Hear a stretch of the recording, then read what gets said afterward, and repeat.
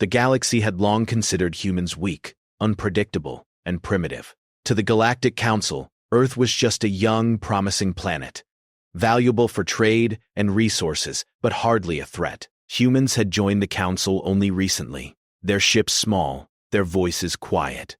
On a gleaming station, orbiting a distant star, the Council prepared a grand ceremony. They had invited humans as a gesture of peace, though many of the alien delegates sneered at the humans' naive optimism. Among the delegation stood a 12-year-old human child named Leo, who had come not as a diplomat but as a symbol of hope, the innocence of humanity, they said. Leo was small, curious, and fearless. While the adult diplomats spoke in measured tones, Leo wandered, asking questions that made even the oldest council members uneasy. "Why do you not smile?" he asked a stoic alien with tentacle-like arms. "Do you never feel sadness or joy?" The council was not used to such honesty. They were logical, detached, and proud of their centuries of rule. To them, emotions were weaknesses. Leo's innocence and boldness annoyed some of the delegates. That irritation grew into cruelty. In a meeting of the council's highest commanders, one alien grew impatient. He claimed humanity was dangerous, reckless, and uncontrolled. To make a point, he decided to punish the humans. It was meant to be a warning. No one expected him to choose the child. A single command echoed through the hall. Security droids moved. In seconds, Leo was gone. The chamber filled with stunned silence. Some humans screamed. Some aliens whispered excuses. The council claimed it was an unfortunate accident, blaming human biology for instability. But the truth could not be hidden. The humans had recorded everything. Every frame of the incident, every movement, every last sound. When the news reached Earth, it did not cause chaos. It did not cause panic. It caused silence. Across continents, humans stopped their routines. Scientists abandoned experiments. Politicians canceled meetings. Military bases activated long-hidden protocols. Humanity did not tremble. It prepared. Deep beneath oceans, mountains, and deserts, ancient doors opened. Long-forgotten facilities, some older than any living human, revealed massive ships and weapons. These were not modern vessels. They were enormous, scarred, and armed with power the galaxy had not seen in centuries. Centuries ago, humanity had nearly destroyed itself. They had fought wars that scorched continents, threatened the planet, and even challenged the balance of nature. In those desperate times, humans had built the ancient fleet. Ships capable of turning entire star systems to dust. Once peace came, they hid the fleet, ashamed of the destruction they could cause. Now, those ships were waking again. Their engines thrummed, their weapons systems activated. Their AI ran simulations that had waited for centuries to execute. On Earth, the leaders spoke in whispers. There was no celebration, no shouting, no victory cries. There was only one thought: justice. The council had believed humans were fragile, that a child's death would provoke sorrow, maybe a mild diplomatic protest. They were wrong. The final transmissions from Earth were short, direct, and chilling. Protocol activated. Response in progress. Across the galaxy, council members noticed something strange. Human ships vanished from trade routes. Earth refused communication. Surveillance detected massive gravitational disturbances. The younger species in the council grew uneasy. Historical records resurfaced. Old warnings ignored too long. If a child is harmed, one archive read, human retaliation is total. No mercy is given. No limit is known. Fear began to spread quietly among the council. Not all humans were violent, they thought, but the humans had built something beyond imagination. Something that had been waiting. Something that could change everything. And now, the wait was over. Deep in the void of space, beyond the eyes of the council, massive ships slipped from their hidden bases. Their engines glowed faintly, their shapes enormous and terrifying. They moved with precision, with purpose, and with a promise. Earth had remembered its past. Earth had chosen not to forgive. The first part of the story ends with the ancient fleet jumping into hyperspace. Its destination, the heart of the Galactic Council. The galaxy would soon learn that humans were not the weak species they had always believed. The galaxy watched in confusion. Human ships disappeared from their usual trade routes. Communications with Earth went silent. The Council assumed humans were preparing for diplomacy, maybe protests or small defensive moves. They were wrong. Deep beneath Earth's oceans, massive doors groaned open. Gigantic ships, long buried and forgotten, rose from their hidden bases. They were unlike anything the galaxy had seen before. Their hulls were thick and scarred, covered with centuries of repairs and upgrades. Massive weapons bristled along their sides. Engines, powered by ancient technology, glowed with quiet menace. This was humanity's ancient fleet. Centuries ago, before humans reached the stars, Earth had faced almost total destruction. Internal wars, foreign threats, natural disasters. Humanity had survived them all. In desperation, they had built the fleet, not for conquest, not for glory, but for survival. Each ship could destroy entire star systems if ordered to. Each ship was controlled by advanced AI, designed to calculate battles faster than any human mind. And then, when peace came, humans hid the fleet, ashamed of its power. Now, the fleet was awake. Military leaders gathered quietly in underground bases. There were no speeches, no celebrations. Every decision was careful, precise. They did not want war. They wanted justice. The fleet moved with silent purpose. Civilian colonies near Council space were evacuated first. Humanity had learned from its past mistakes. Protect the innocent first. Fight only when necessary.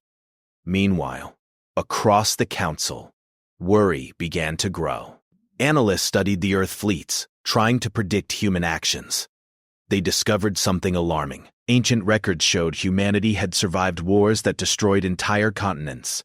They had built weapons capable of leveling planets. One file read simply, "If a child is harmed, the war is total." Whispers spread among Council members. The humans were not just angry. They were planning something unimaginable. In space, the ancient fleet entered hyperspace. It did not scatter. It did not attack random targets. Every ship moved in perfect formation. Every AI worked together. Every captain, human or AI, understood the mission. The destination was clear. The Council's core worlds, the heart of the galaxy's power. The galaxy's smaller species grew uneasy. They had relied on the Council's strength for protection. Now they wondered if humanity would turn its power on everyone. But humans did not move recklessly. Ships avoided civilian areas. They did not attack unless they were certain the target was military. Every strike was calculated, precise, and controlled. Back on Earth, the leaders watched the fleet's movements. Their faces were serious. They did not speak of revenge. They spoke of responsibility. "The child's life cannot be returned," one leader said. "But the galaxy must understand the consequences of cruelty." In the Council chambers, panic began to rise. Some younger members suggested evacuations. Older, proud delegates refused to believe humanity would act so decisively. But satellites and sensors told a different story. The ancient fleet was approaching. Faster than anyone expected. Smarter than any war machine the Council had. On distant planets, news spread. Humans had awakened something that had been hidden for centuries. Ships designed for total war, weapons beyond imagination, and crews trained to execute strategy with deadly precision. And still, no word of anger, no cries of hate. Only one command echoed through the fleet. Prepare for engagement. Avoid collateral. Execute with purpose. The Council finally understood. This was not mindless destruction. This was justice. And they were the target. The first skirmishes began on outlying stations. Human ships moved like shadows, striking quickly, disabling weapons, capturing commanders, and withdrawing before reinforcements arrived. Every victory was quiet. Every move calculated. The galaxy began to whisper, "Humanity is not what we believed." The final line of Part 2 sets the stage for the next confrontation. The ancient fleet had reached the outer edges of Council space. The core worlds, the seat of power, awaited. The galaxy would soon face the full weight of human resolve. The Council had grown confident. Their fleets were vast, their weapons advanced, their centuries of experience unmatched. Thousands of warships surrounded their capital system, ready to defend against what they believed would be a minor human threat. They were wrong. The ancient fleet slipped from hyperspace with terrifying precision. Ships larger and stronger than anything in the galaxy glided into formation, engines humming like a distant storm. There were no warnings, no diplomatic signals. Only one simple transmission repeated across every Council channel. Justice acknowledged. Response initiated. Panic rippled through the Council. Their soldiers and commanders had studied humanity for decades.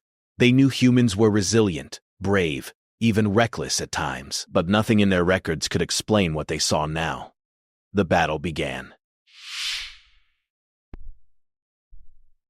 Human ships moved as one. Their AI predicted enemy movements before the Council commanders could react. Weapons fired with deadly accuracy, targeting military infrastructure, weapon depots, and command ships. Every strike was surgical.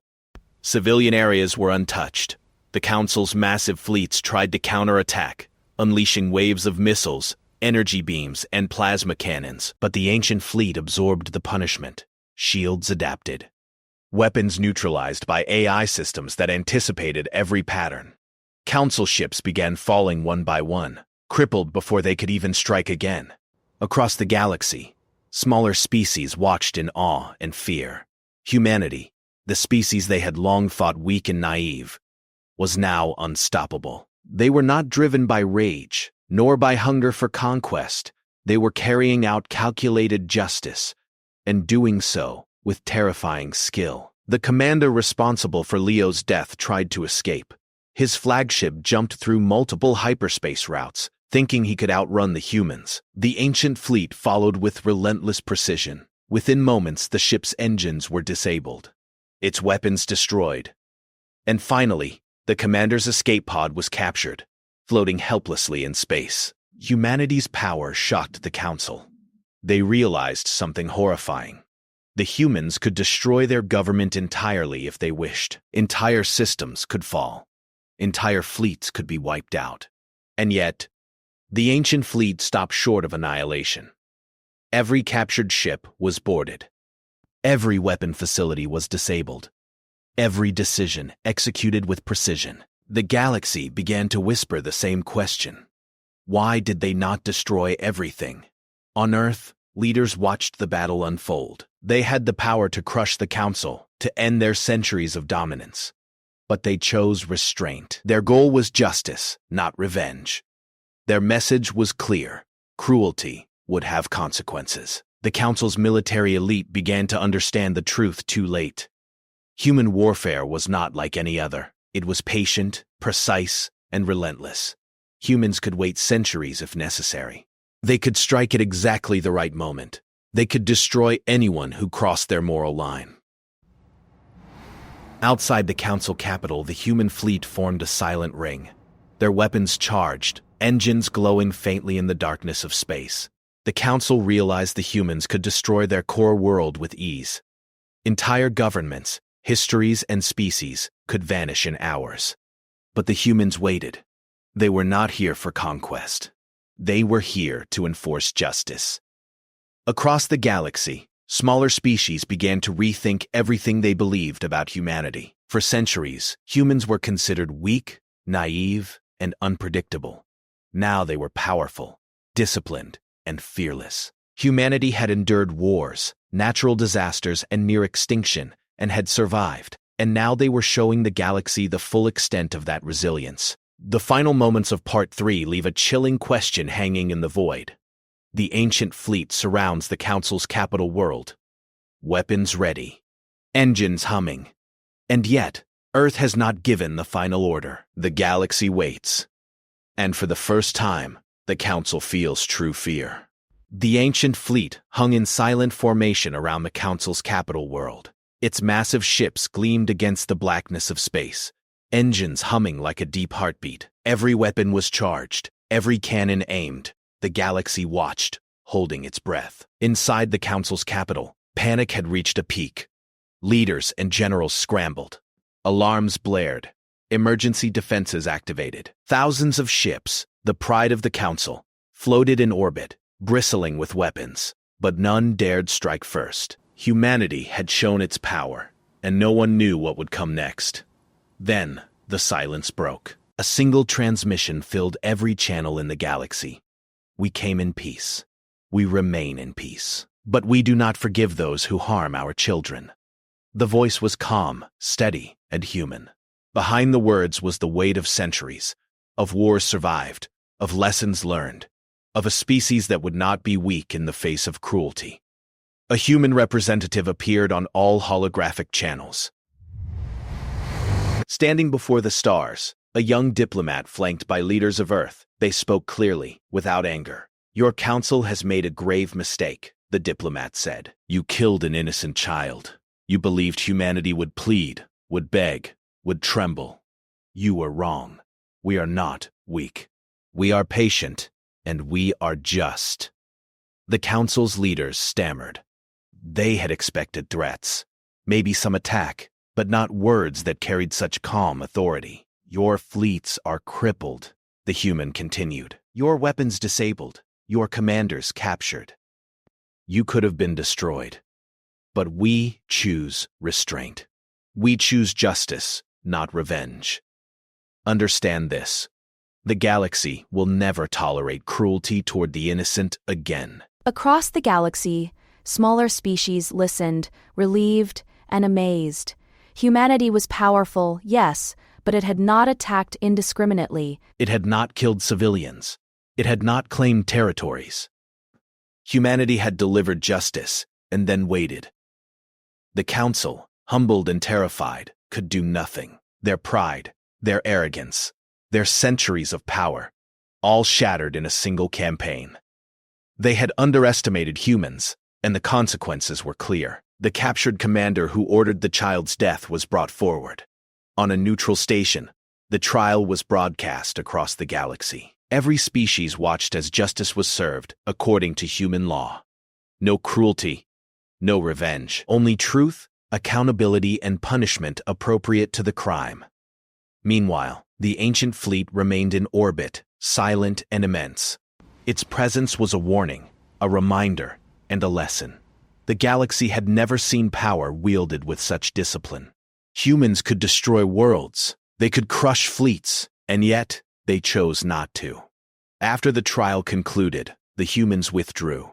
Ships slipped back into hyperspace, engines glowing faintly, leaving the Council's capital intact, but forever changed. Humanity did not conquer. Humanity did not humiliate. Humanity had enforced justice. Before leaving, the human representative spoke one final time. "Remember this, not as fear, but as lesson. We protect our young. We protect the innocent. And we will act with precision and patience when the line is crossed. This is our promise. To our children, to ourselves, and to the galaxy." The ancient fleet returned to its hidden bases across Earth and the outer colonies. Massive doors sealed once more. Centuries of sleep awaited, but the galaxy knew they were ready. Always ready. For the first time, humans were no longer seen as the young, naive species. They were protectors, guardians. A force whose patience was as deep as their power. The Council survived, but its authority had been forever weakened. New laws were written. Safeguards were enforced. Other species gained confidence, inspired by humanity's discipline. The galaxy had changed, and on Earth, Leo's memory was honored, not as a symbol of weakness, but as the spark that awakened humanity's full strength. Humanity had proven one simple truth: no one harms a child of Earth and goes unpunished. The stars shone silently, and humanity returned to the galaxy it had always called home, not as a weak newcomer, but as a force of justice, patience, and strength.